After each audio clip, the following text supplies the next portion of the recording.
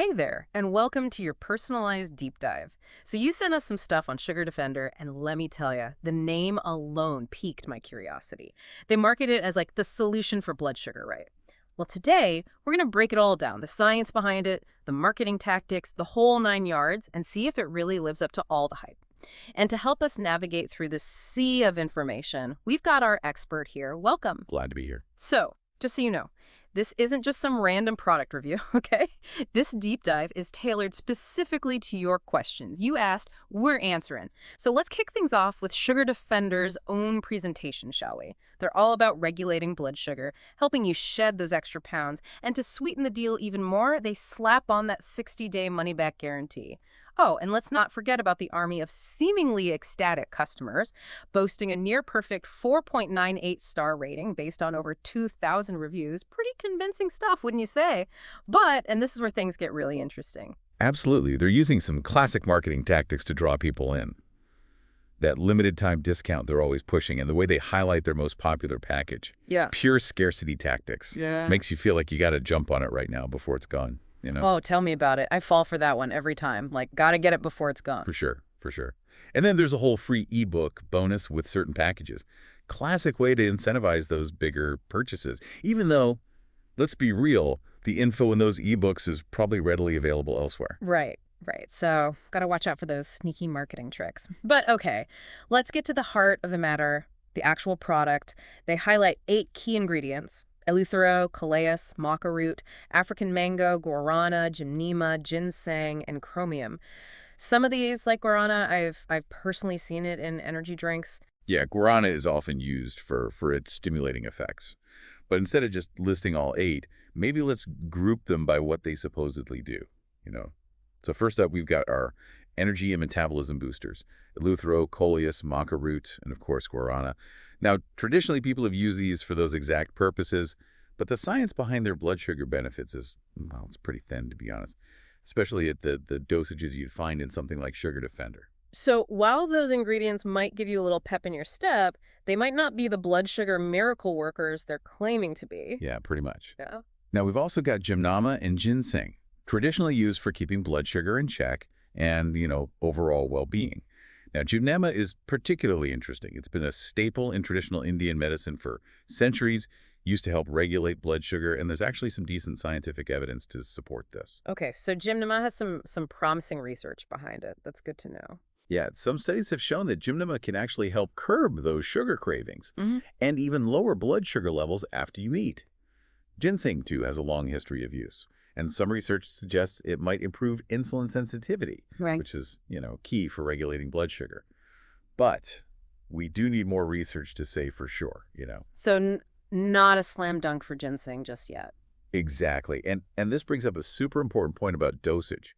Just because one study used a certain amount of something and found a benefit doesn't mean that the tiny amount they sprinkle into SugarDefender can do the same thing, right? They're not necessarily giving you that same dose they used in the studies. That makes a lot of sense. It's like saying, well, a tiny bite of dark chocolate has antioxidants, so this whole bar must be a superfood. It's all about the amount, right? Exactly. And that's something they bank on, that halo effect Mhm. of a few well-studied ingredients without really being upfront about the dosages. Okay, so we've got our energy boosters, which, kind of lack that scientific backing, and then gymnema and ginseng showing some promise, but still need more research. What about the last 2 ingredients? Right. So African mango, there was a bunch of hype about it for weight loss, but the research on that's still all over the place. And then there's chromium. It's a mineral that's involved in how your body handles carbohydrates. And there are some studies that say it might help control blood sugar, but the evidence is mixed at best. Plus, chromium deficiency is actually pretty rare. So even though some ingredients might have a bit of science behind them, it doesn't necessarily mean SugarDefender is this, magic bullet, does it? Exactly. And that's where we got to take a closer look at those big, bold claims they make on their website. Right. Like they say SugarDefender supports a healthy fat-burning metabolism, and they make a big deal about it being made in the USA in an FDA-registered and GMP-certified facility. Sounds very official, very legit. And of course, they call it a powerful and effective blood sugar support and all-day energy helper. Who wouldn't want that, right? Exactly. And that's what makes this kind of marketing so effective. They use these vague but appealing terms that are really hard to argue with. Like, what does supports a healthy metabolism even mean? Sounds great, but it's not exactly a specific, measurable claim. Right, right. It's like saying a glass of water enhances your hydration. Technically true, but meaningless. What about that whole FDA registered thing? That seems pretty reassuring to the average person, don't you think?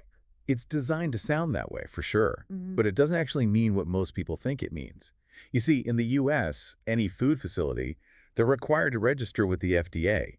It's just a registration process, not like a stamp of approval for how well the product works or anything. So more about dotting their I's and crossing their T's than anything else. Exactly. Don't be fooled by the official-sounding phrases. Always got to dig a little deeper. Good advice. So we've talked about how some of those ingredients might have potential, but not necessarily in the amounts they use in SugarDefender. And we've talked about how those official-sounding claims might not be all they're cracked up to be. What about all those glowing customer reviews? Surely those carry some weight, right? I mean, a near-perfect 4.98 rating has to mean something. Right.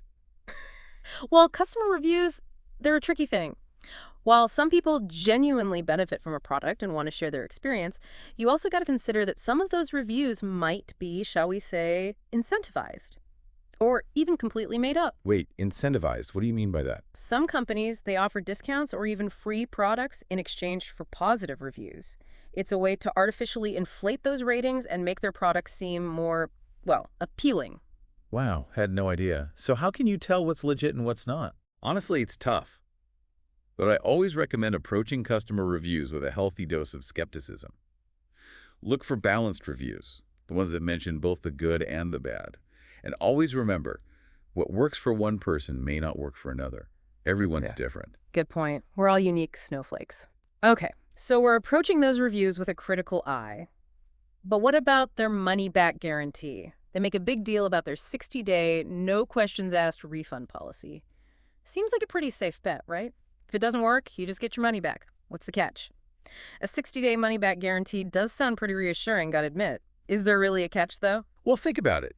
Companies offering these guarantees, they know that a certain percentage of people, they just won't bother sending the product back for a refund, even if it doesn't work for them, right? Right. Life gets in the way, people forget, or maybe they just don't want the hassle. These companies are kind of banking on that guarantee being more of like a psychological reassurance than an actual risk. You know what I mean? So it's a bit of a numbers game for them. Interesting. Okay, so we shouldn't get too swayed by that whole no-risk thing they've got going on. What about the scientific references section they have? They list a bunch of studies trying to show they've got, actual science backing them up. It's not all just marketing fluff, all right? Ah, yes, the classic list of studies trick. It always looks impressive, but we really got to look beyond just a list of titles. It's like checking if a recipe book has any veggie dishes, but not actually looking at the recipes themselves. Just because they cite studies, it doesn't automatically make their claims true. We got to look at what those studies actually say. Hmm. Are their findings even related to this specific product and the stuff they're promising? Or are they cherry-picking data just to make themselves look good? Okay, so got to read between the lines here. What should we be watching out for specifically? Exactly. First things first. See if those studies even relate to the exact claims SugarDefender is making. For example, if they're talking about, like, better blood sugar control, but the study they're citing focused on how ginseng affects stress, that's a big red flag. Right? The research needs to match up with the promises they're making. Right. We want studies about blood sugar, not just any random study that mentions ginseng in passing. What else should we look for? Okay, so look at whether the studies were done on people or animals. Animal studies can be useful, don't get me wrong, but the results don't always translate to humans. Yeah. And here's the biggie. Check those dosages.